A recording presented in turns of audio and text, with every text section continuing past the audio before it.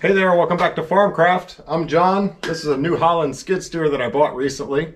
I got a good price, but man, there's a lot of work to do on it. Video 1, I went through and did its general maintenance. The last video, after discovering that it had some cracks in the frame and leaky chain cases, we got those worked out. So, for now, I don't think we have any leaks.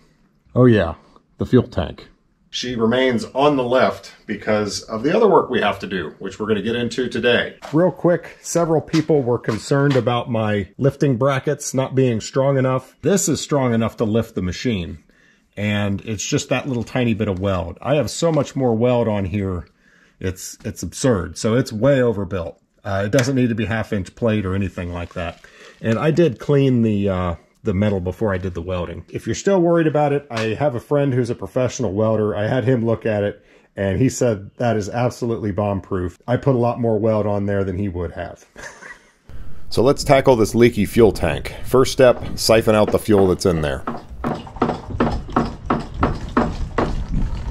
So this shake siphon's pretty cool. There's just a ball down there that acts as a check valve. You put it down in the fuel and of course the fuel just pushes its way up into the tube. And then when you pull and then put it back down, the fuel climbs its way up.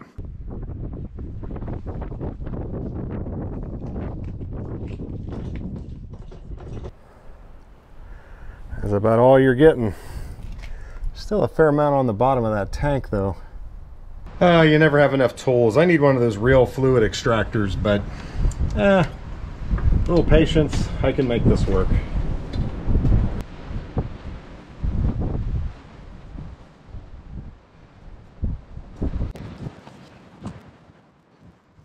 As much out as I can, but it's still leaking. So I'm going to take this fitting off.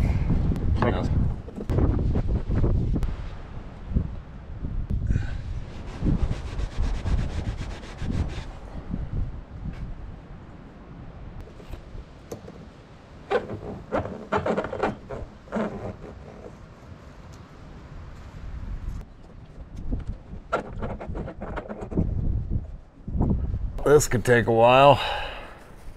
I gotta get that fuel out of there so that it's at least not leaking while I'm trying to fix it.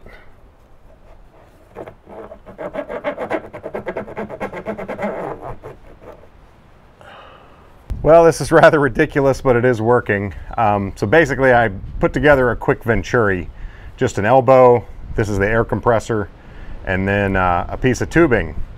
So when I put the air compressor on, it's gonna make suction and suck out of that, and it's all going to get blown out of here. So I'm atomizing diesel fuel. This would probably make a nice burner for a foundry furnace, but right now I'm just trying to get this fuel out of here. So yeah, I'm making a little bit of a mess. Oh well.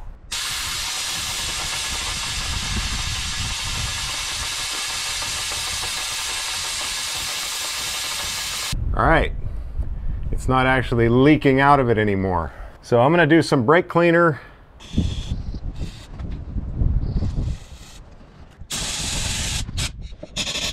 Oh wow, that goes all the way in. Look at that. That's a serious hole. All right, this is a tricky one. I've been entertaining the thought of doing some plastic welding just to plug that. And I cut a little piece of plastic off of the fill spout. It's the same material. And it gets very malleable, but it does not want to melt and stick to itself. But what I did notice is that I could get zip tie, melted zip tie to stick to it.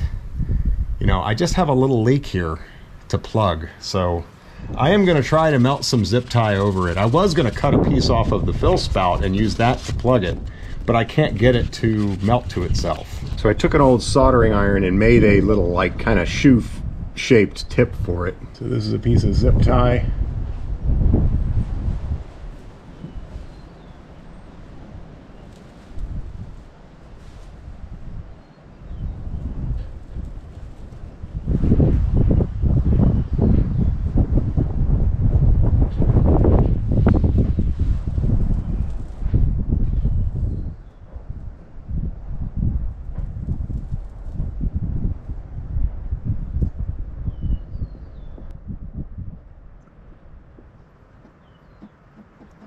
Well, that doesn't look half bad. I'm going to build it up a little more.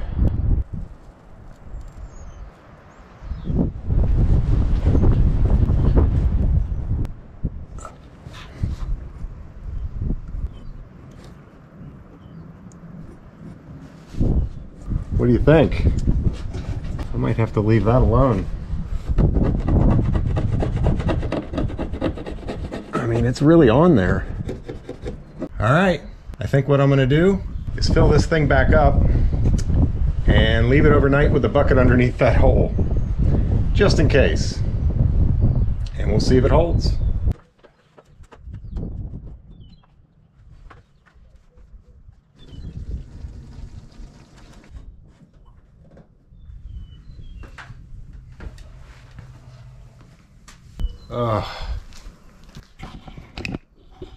Disappointed already.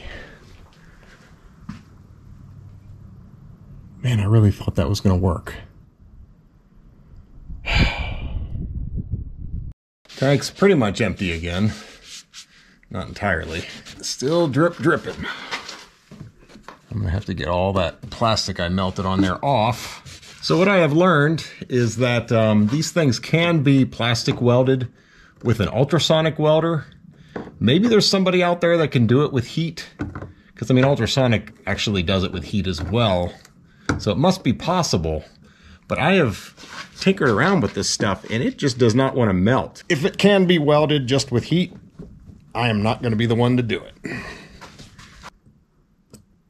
And as to what caused this hole, I do not know, but I think there was so much junk packed around the belly pan of this thing that I think something hard fell down and got wedged in between. It looks like a nail hole, but whatever. Something got down in there and just punched a hole in it. All right. Hillbilly Venturi pumped this thing out of here. Man, if it was on like a flat area, I'd be tempted to just put a bolt in an O-ring and just plug it. But, because I could screw right into that, but I'm just not confident that it's going to plug and stay plugged.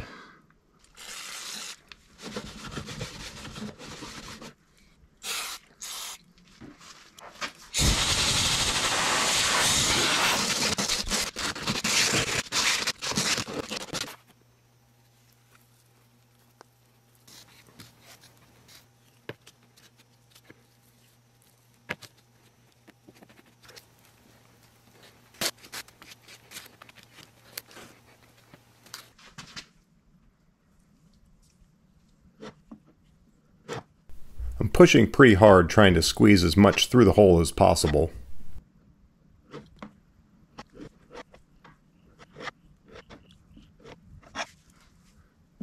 And then putting a decent layer on the area surrounding the hole.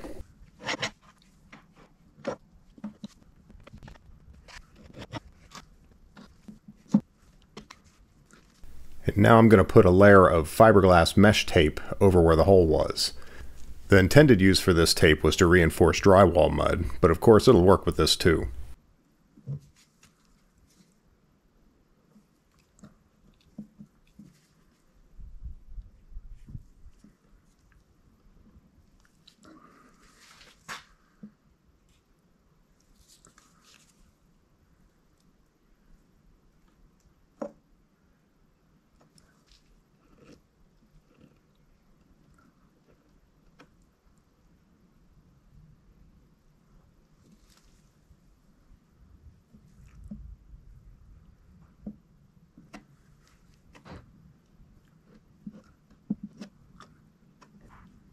I put another layer over the whole thing and a little bit wider.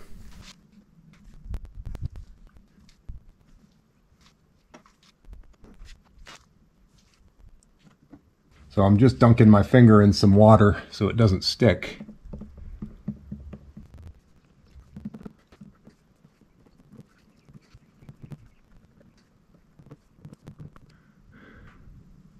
Come on, Val.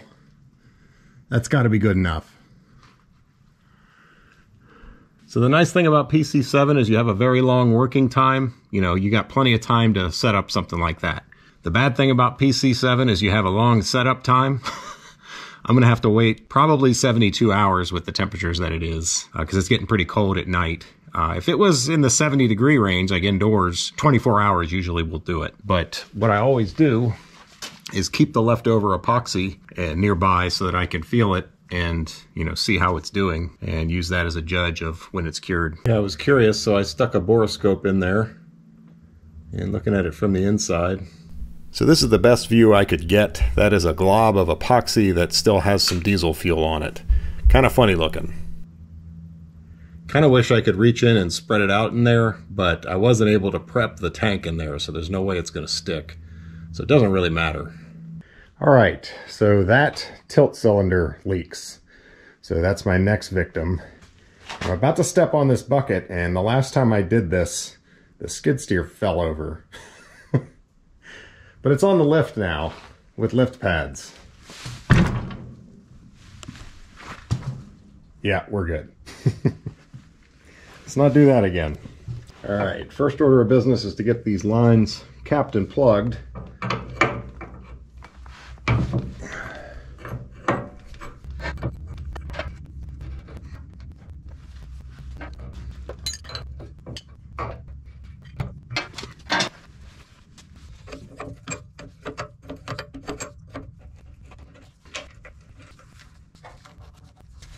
So this cylinder, annoyingly, has 3 lines. Usually they only have 2.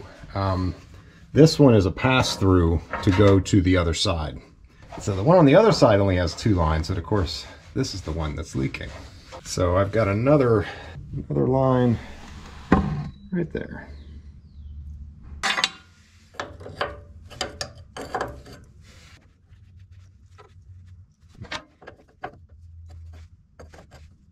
What's up with that? It doesn't want to unscrew anymore. Yeah, this is an O-ring boss fitting here, and what I'm doing is just loosening the O-ring from sealing against the face. But in order to take that fitting out, you actually have to spin the whole thing, and it's a 90, and there's a hose on it, so that isn't going to happen. So that was the cylinder was installed with that hose there. So yeah, we'll take the cylinder off and then we'll get it here. By the way, I have the bucket chained. This is the one that's actually supporting it right now, and that's the backup.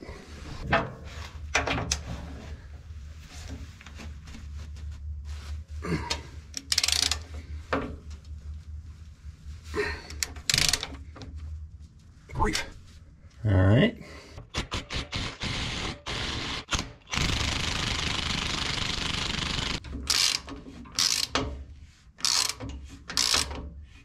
Oh, look at that. There's a nut on the other side.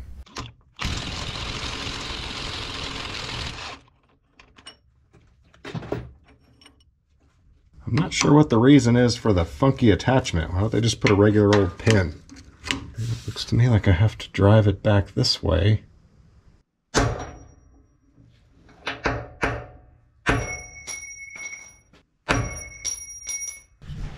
So this is what I'm looking at on the other side, and I'm thinking that's a hard shoulder in there, but that means basically I need to pull this thing out.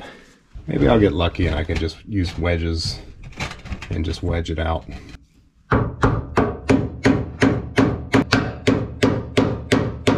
It feels like it is not going to budge.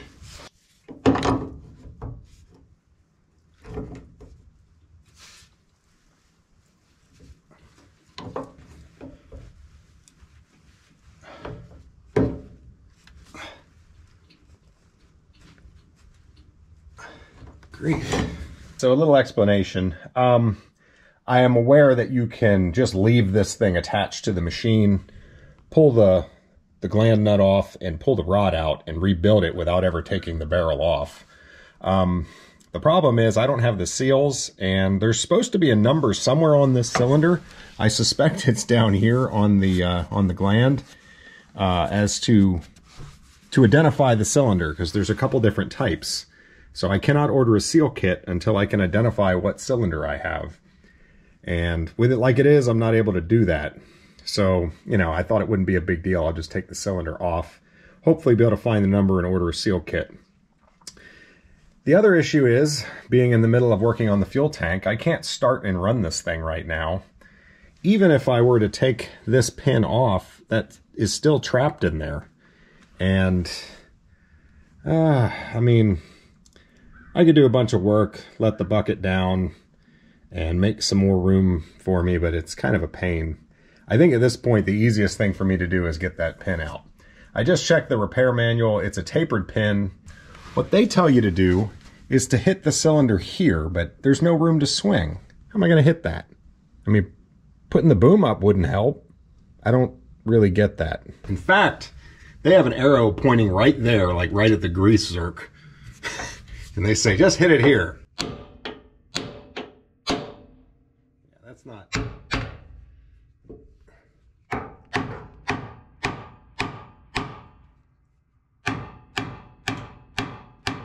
That's not going to do it. So I need to drive that pin out from this way. And the reason they did this is because the cylinder is really only grabbed on one side. So the pin itself is structural and has to be able to handle some real cantilevered force. It still seems like they could do it a better way. Anyway. I just got that sinking feeling in my stomach seeing oil drips. And I frantically looked here. And it's not coming from here. It was from when I took the hoses off the hydraulic cylinder. All right, so in there, the first hole that you're seeing, this is a piece of 3/4 inch, is a 3/4 inch hole. That fits in there pretty well, but then it hits another shoulder.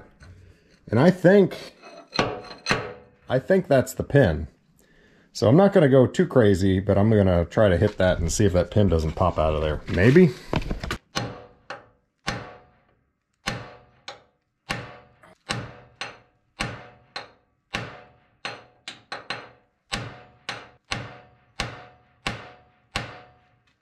All right, that's annoying.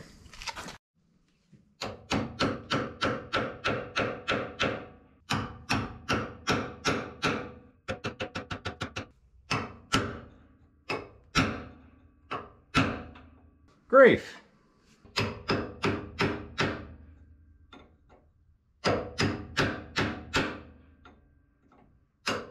Oh, nice. Breaking it. Lovely design. All right, time to pivot. I am going to see if I can't let this bucket down. It's quite annoying trying to work on this thing when I can't start it because of the fuel tank. Got to get that fuel tank fixed.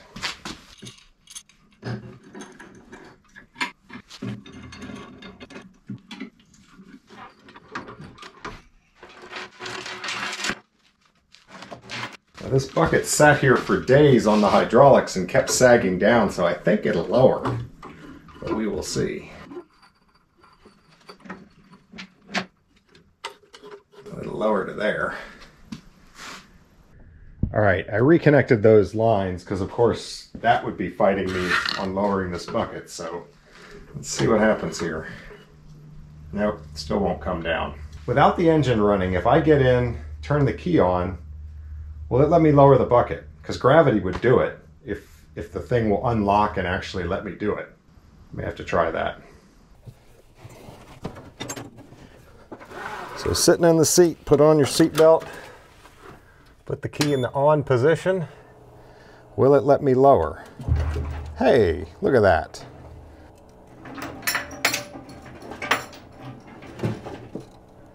I think that's going to do it. Who knew? Obviously, I did not. Yeah, I should be able to get that out of there now.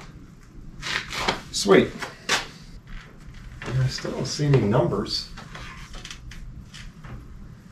Pretty silly. Make two different kind of cylinders. And online, you have to identify which number you have, but how do you know?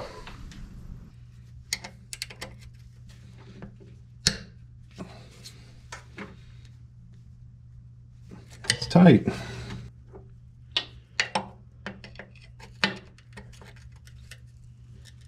Ah, that hurt.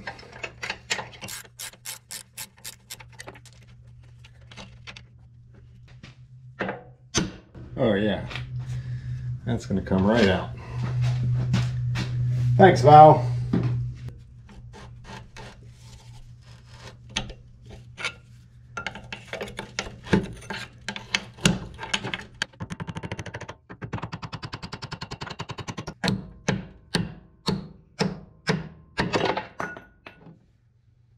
Yeah, I think we're just staying on the machine at this point, so I'm going to put that bolt back in, and we'll just leave that like that.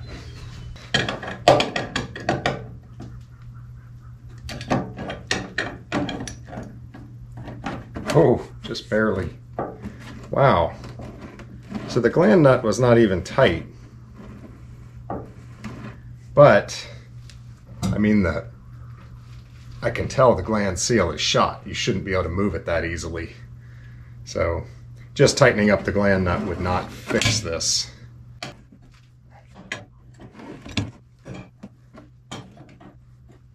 So how much of a mess am I going to make here?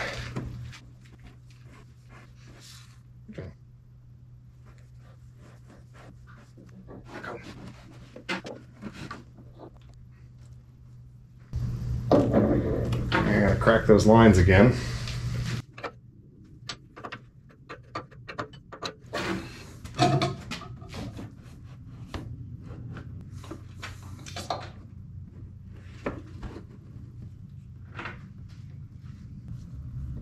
Yeah, the gland is not supposed to be able to move that easily.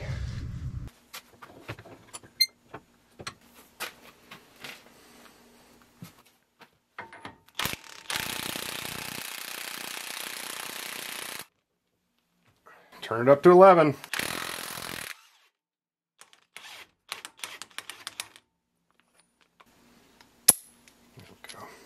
So it's got a wear band and then the seal.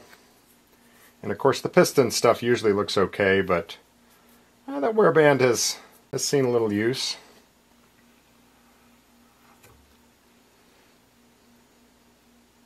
Yeah, that gland seal is not looking the best. So this right here is just a wiper. That is the seal. And you can kind of see along the top it's been smashed and worn. Yeah, no wonder that's not holding the oil back. And then it's got a wear band on the inside too. So wear bands, you know, aren't on like really cheap cylinders. That's a good sign when you see wear bands on a cylinder. The purpose of a wear band is when the cylinder is laying on its side, the wear band takes the load, the weight of the cylinder instead of it being on the seal. That'll wear your seals out a lot faster if you don't have them. Especially for a cylinder that's spending its life on its side like these mostly are. Look at that. That doesn't look good.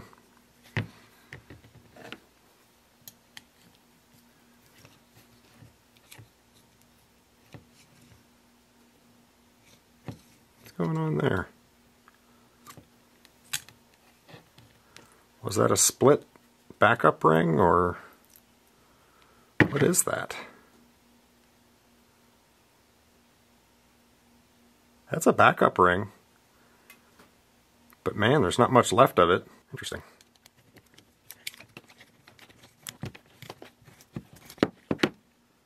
Look at that wear band and see if I even want to bother replacing that one. Oftentimes the wear bands do not need to be replaced. I mean, there's not a mark on that thing. I'm just going to leave it. Wiper.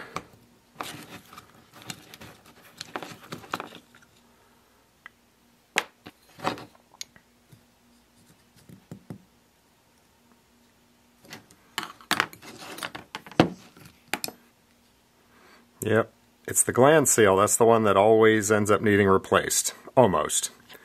And it's because it's the one that sees movement. A lot like these don't even see movement. That's just when the gland nut screws in and that's it.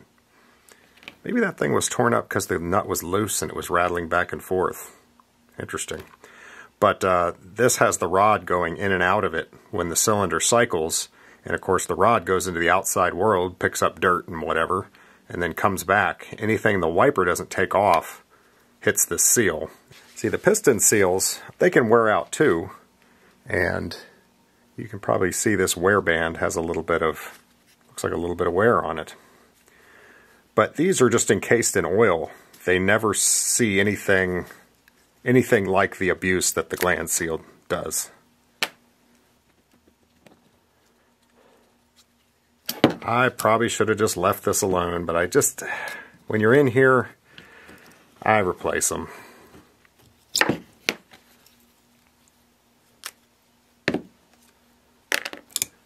Need a new one now. So since I couldn't identify the cylinder and order a seal kit, I have to go to the hydraulic shop and match these seals up. I do that, but it takes a few days. One of the seals I actually had to order online. All right, it's been 3 days, and here is our epoxy. This stuff gets hard enough to sand, but actually it stays somewhat flexible. So I can bend that and it doesn't chip or crack, but it's very hard. Really interesting stuff.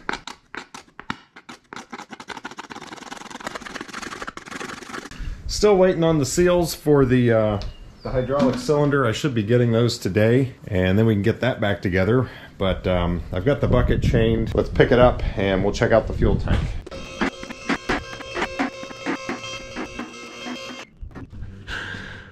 All right.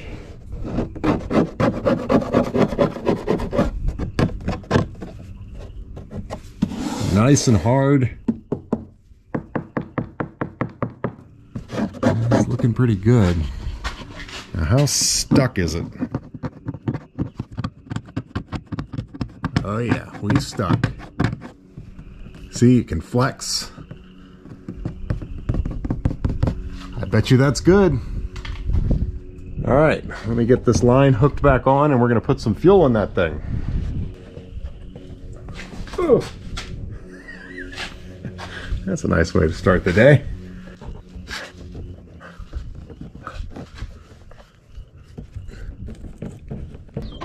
Let's put some fuel in it and see if it's gonna leak again.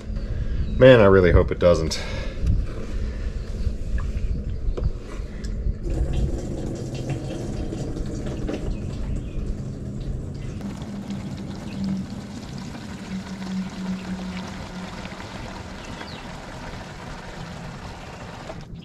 So far, I think that looks pretty good.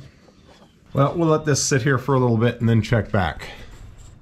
All right, so this has been sitting here for a while. I've got a full 5 gallons of fuel in there, and I see no leaks.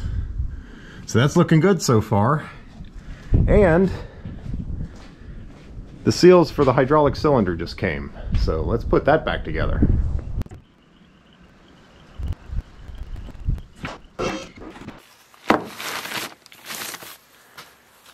Seals.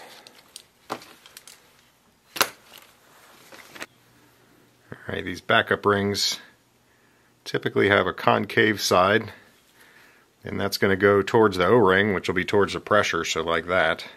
Kind of don't want to drag that over those threads, although the threads are filed nicely so they're not sharp.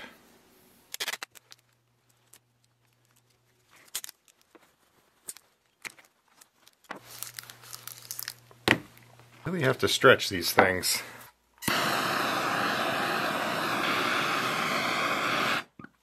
Put the backup ring and the piston seal, because that one's going to be tough too.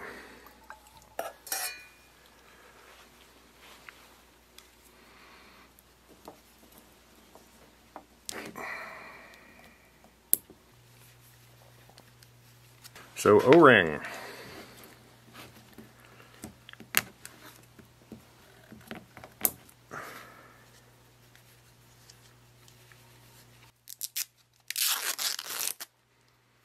Alright, gland seal. This has a lip on one side of it. That's going to go down towards the pressure.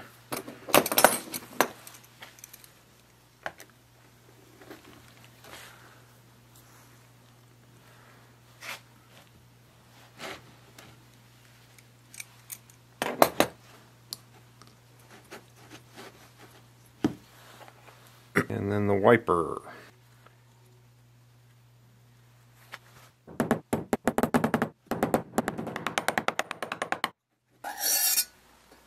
Yeah, it's nice and rubbery now. So that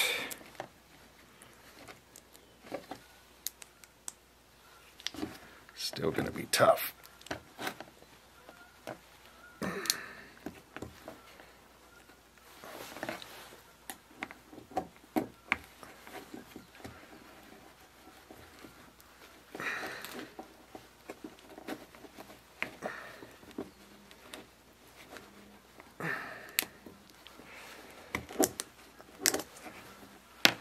There we go. And then the wear band just snaps on. Those are easy. Rebuilt gland, rebuilt piston. We're ready to go. A little bit of grease.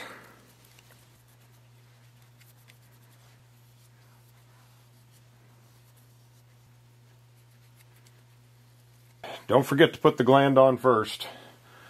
Been there, done that.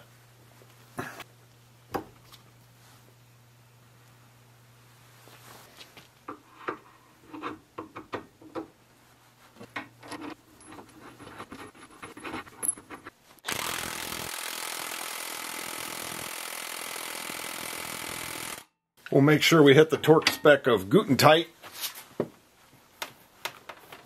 Oh yeah. Man, that impact really cranks it down. All right, that's ready to go back on the machine, finally.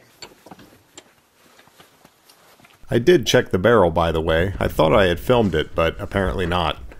The barrel looked just fine. No rust, no scratches.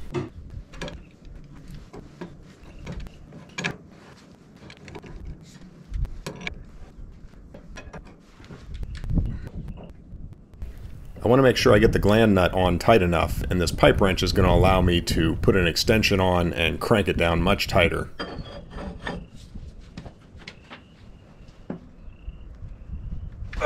That is tight.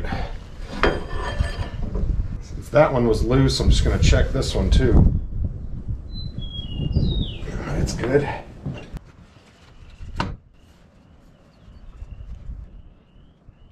Give me the libraries.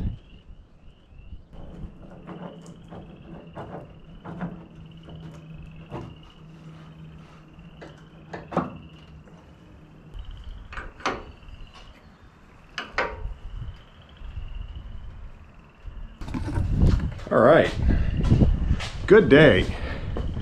I have the control of the bucket back, and I should be able to start it. We have fuel in it again, finally. While I'm here, I'm going to go ahead and grease these.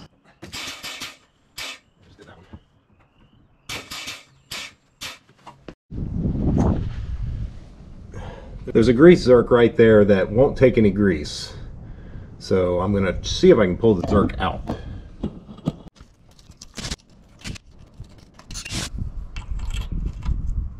Always amazes me how many people just leave the zerks that won't take grease. And I mean, you're gonna end up having to do a repair if you do that. You gotta grease. So the zerk looks okay. So I just put this on a manual grease gun, and I was able to pump some grease through it. So let's go ahead and put that back in.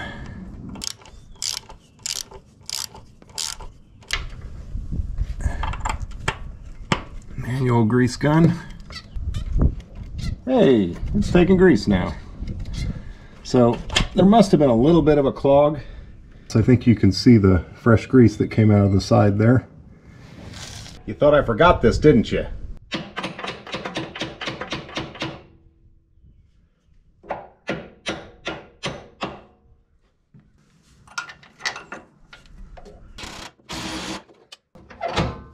All right, the good news or the bad news. So I looked under there and I saw that shiny spot on the floor and went, oh no, the fuel tank's leaking. But it's not. That's just from before. Then I looked under there and I saw that shiny spot. And I said, oh no, the chain case is leaking. And sure enough, it is. A little tiny bit. And it's from that welded in bolt, which I had spent some time on and pressure tested and thought I had it, but apparently not. So I'm gonna pop that back off of there. I mean, this has been on here for days and that's all that's come out. So we're talking about a very tiny leak. But if I can locate it and just tack weld it up, that would be worth doing. So let's get this hub back off of here. Where is it?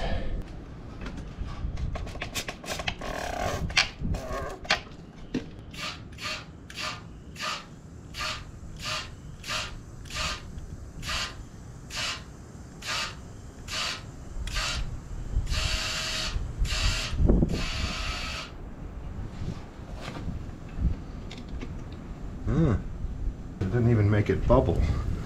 It's because there's no air behind it. It's just pushing the oil out. Damn. Cracked right there. Right along there.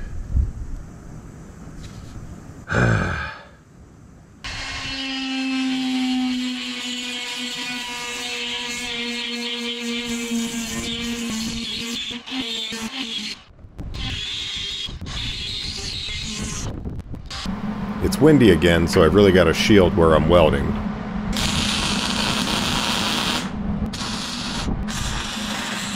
Alright. Grind that down, slap some paint on it, and I think we'll be good.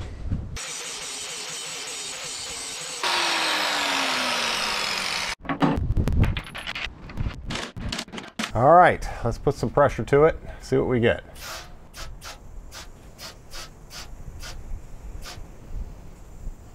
Yeah, I think we're good.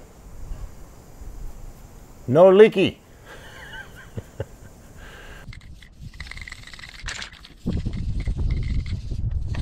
There's been 5 gallons in here for several hours, and tank is good. Thank goodness. All right, I can put the skid plate back on.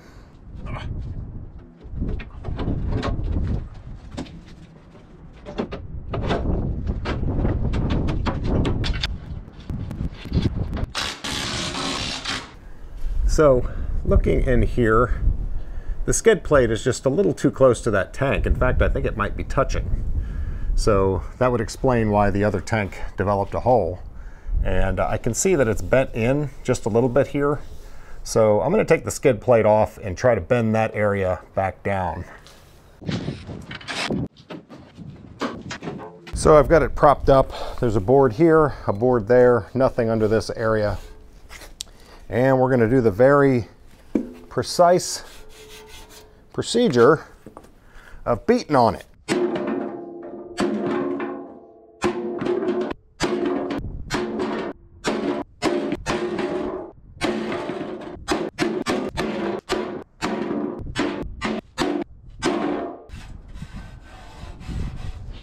All right, I think that's good.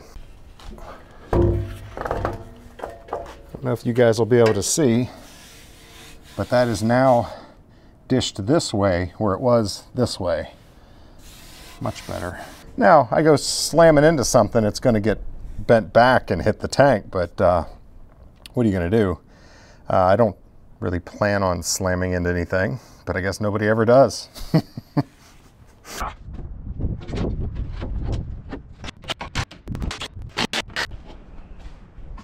Yeah, I like that a lot better. You can see there's a space underneath it.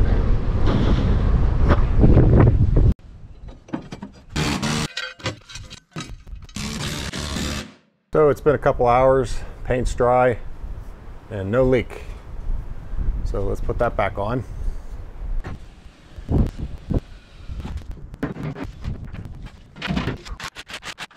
So I actually have fuel in the tank, so for the first time in a long time I can start this thing. I need to lift the boom up in order to put that fender on. Then I can put the wheels on, then I want to adjust the controls and get those working right. So we're actually getting somewhere. Remember, I need to adjust the controls because the machine wants to creep forward whenever the engine's running.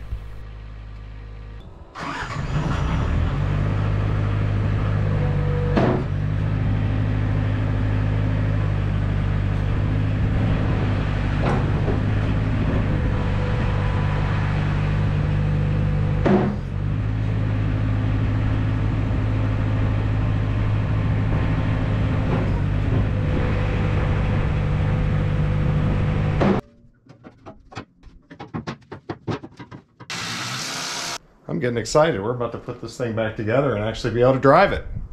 It's been a long time. Getting these wheels off the first time was hard, but even the second time, I thought after they had been off, you put them back on, it's going to be fine. But apparently these things getting stuck on is a thing. Many people suggested using anti-seize, so I'm going to do that after I clean them up.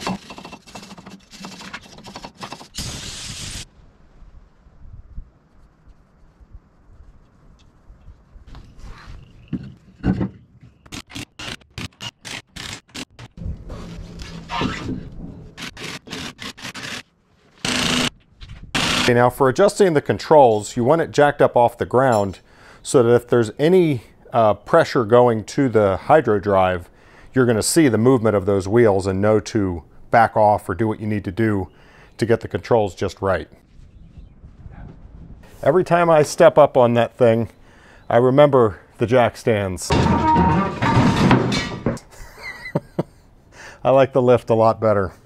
This is the adjustment for the controls. You know, here's the right control, and you can see that it is working on those two bolts there. So forward pulls it forward, and backward does the other way on that control. This always comes forward, but underneath there, that is doing control valves. And you adjust these two bolts to take all the play out and get it in the right position. So we're going to do the right control first. And in order to do this, I need to start the machine, but obviously I can't sit in the seat. So you put this thing in service mode, service, and that will allow you to start it. The boom and stuff won't function.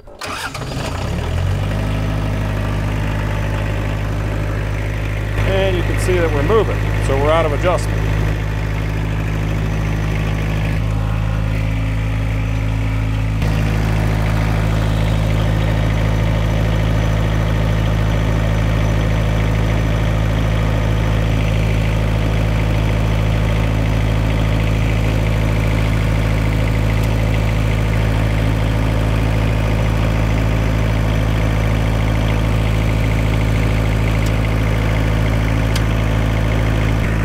Barely creeping forward. So it's a little bit fiddly to adjust these, and I'm figuring it out as I go. I snug the right bolt and I'm trying to adjust the left one to get the wheel to stop.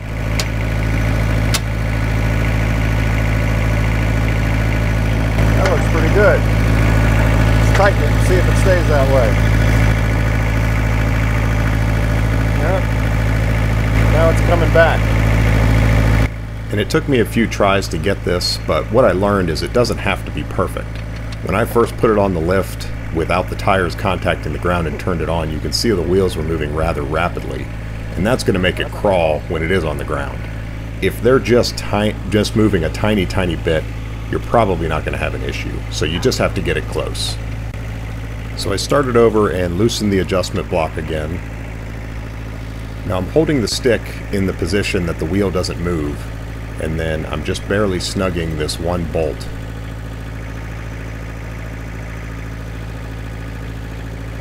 Now I'm moving the stick back and forth, trying to find where it wants to go, and then adjusting this other bolt.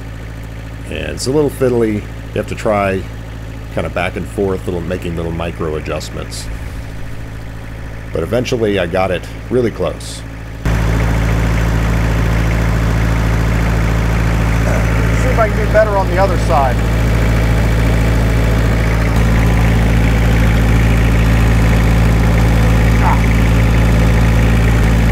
Ow!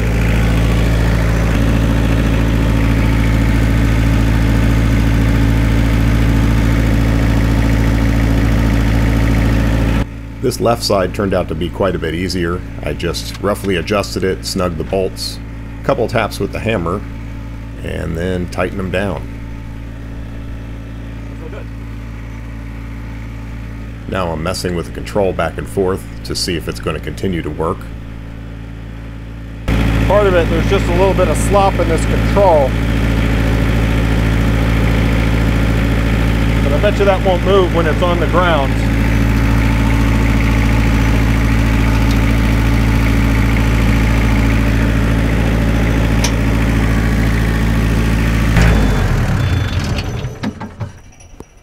Yeah, I think that's as good as I can get it. So let's get it off this lift and drive it around a little bit.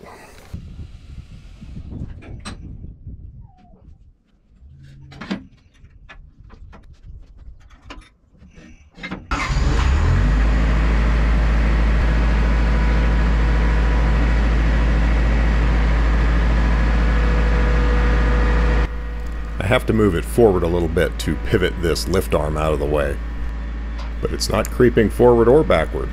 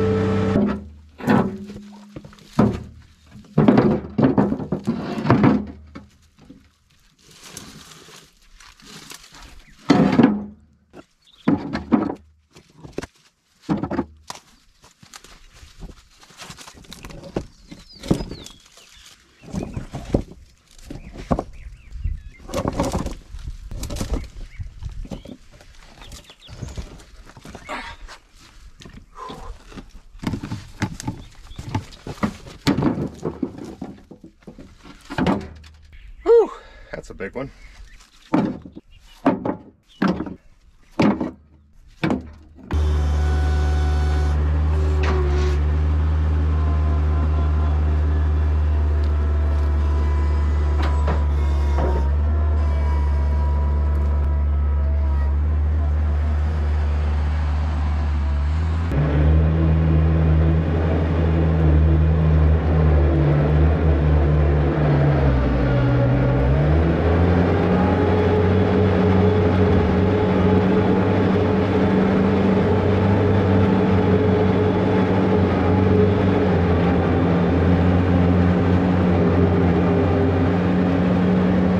So I have a specific use in mind for these rocks, but you'll see that in a different video.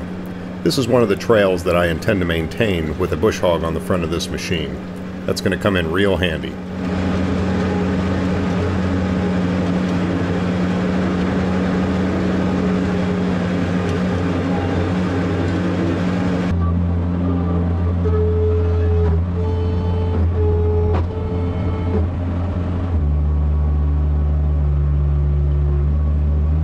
Yeah, you know, when I changed the oil on this thing, it was on the lift. I had it all the way down, and I was making a rookie mistake there.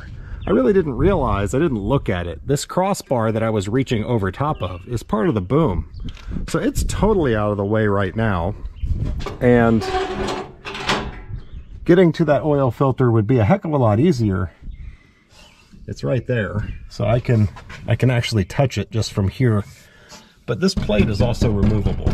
So I think you take a bolt out or something, you take that side plate off, well then you can reach right in here and get to the oil filter. Several people pointed that out, so yeah, I was just being an idiot there. That said, I didn't have a fuel tank that I was able to use, so I couldn't like take it off the lift, drive it out here, put the boom up, and change the oil. I had to do what I had there, so it was hard, but, you know, in the future, it won't be.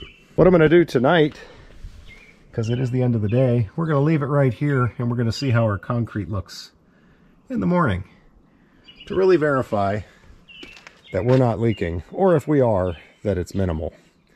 It's certainly a lot better than it was regardless. So, yeah, I've also noticed that the side plate that's supposed to go here is missing. Probably ought to replace that. Yeah, I'm going to be using this thing back in the woods. A stick will get jammed in there and tear something up. Puncture my hydraulic tank right there. That wouldn't be any fun. Always something. Look, it's Dozer the brown noser. Dozer, show everyone your nose. Let me see your nose. He's a brown noser. Dozer, nobody likes a brown noser. Alright, so this thing's been sitting out here for actually more than a day. I spent most of the day yesterday editing. And wow, there's not a drop. I have to say that's better than I was expecting. I mean, with all the pinholes and everything I kept finding and having to do another repair after the fact, I kind of thought I was going to have something. The fuel tank's not leaking. The chain cases aren't leaking. That hydraulic cylinder isn't leaking. I don't think Val's leaking. Val, what's gotten into you? So there you go, guys. Val's really shaping up. I still have the bucket to work on, that side plate, a couple not so pressing things. At this point, machine's pretty functional, so I'm pretty happy with that. I really haven't had to put a lot of money into it, so I'm happy with the price I got. I am in the market for putting a bush hog on the front. I do not want a cheap piece of junk that's going to break all the time, so I'm not getting JCT or something like that. If anybody has any recommendations, I'd definitely like to hear them in the comments.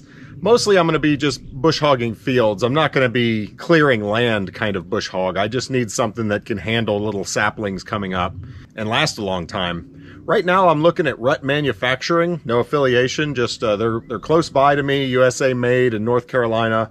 And I've heard good things, but I've never seen one of their pieces of equipment. So if anybody has any recommendations, definitely post them in the comments. You are going to see more on this machine coming up at some point. So thanks for watching. We'll see you on the next one.